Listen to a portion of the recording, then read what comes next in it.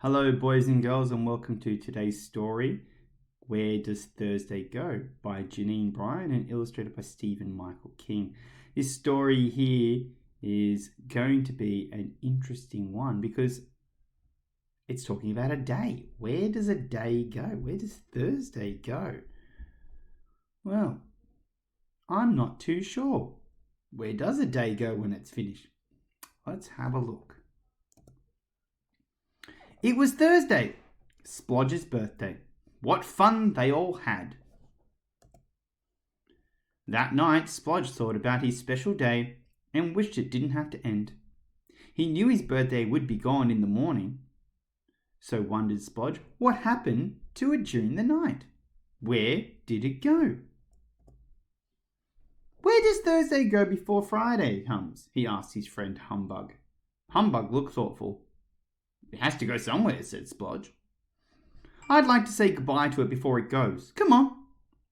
They crept downstairs and slipped out into the star-speckled streets. First, they came to a bridge. A gentle river gurgled beneath. Gurgle, gurgle, gurgle, gurgle, it said. Is that you, Thursday? Splodge called out. We've come to say goodbye. But there was no reply. Splodge and Humbug found a park. To-it-to-woo! Called an owl from a tall tree. As it flapped past, its wings whispered in the cool night air. Is that you, Thursday? Called Splodge. But there was no reply. Splodge and Humbug sat down by the edge of a lake.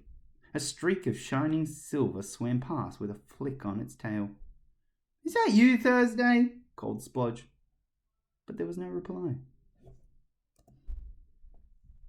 The friends climbed a hill. Suddenly a deep growl whooshed out of a tunnel.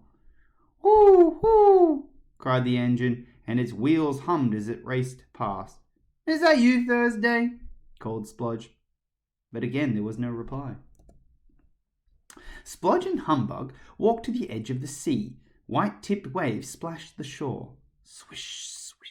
The waves sighed as they drew back into the ocean. Is that you, Thursday? Called Splodge. But again there was no reply. Sadly, Splodge and Humbug turned towards home.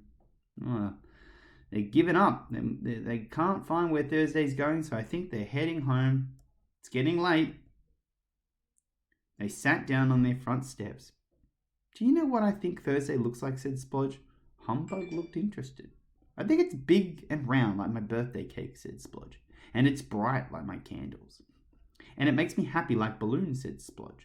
I think Thursday is all of those things. Humbug looked very thoughtful, and he glanced up at the sky. There was the moon, big and round and bright, just like a silver balloon.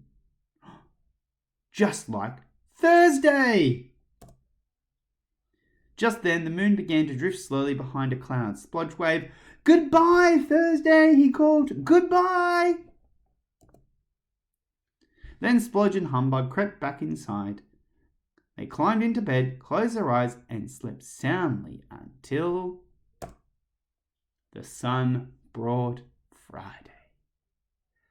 Well, boys and girls, what an interesting story. The moon was what they thought Thursday was in the end. The moon came out, and then the moon went behind the clouds, and they said goodbye to Thursday. And then a new day came with the sun coming out in the morning. Well, I really like this story, and I really like the pictures. Stephen Michael King, who's the illustrator, he does some fantastic books. So when we go back to school and we're able to go into the library again, come and ask me and we can look for some books that have been illustrated by Stephen Michael King. He's got quite a lot in our library and he's a very good illustrator. All right, well, I look forward to our next story time. Bye.